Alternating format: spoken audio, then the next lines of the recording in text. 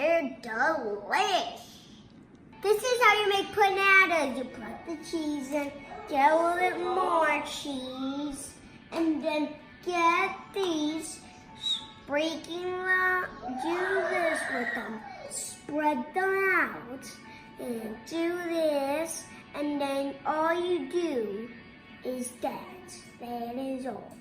You have to cover it all up, which is our new business. If it's too much, take some out. And if there's a hole, do it. This is what I just made, and I made empanadas. This is the final step, how you make empanadas.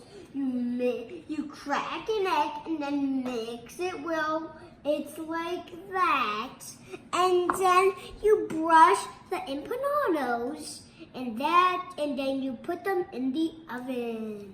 That is all. All you do is have to dip that and then do this. Now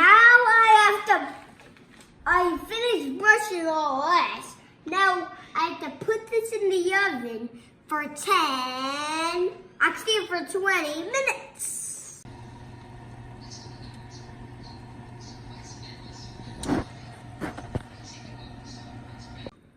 And the empanadas are ready, so now we're just gonna enjoy them. They're delicious.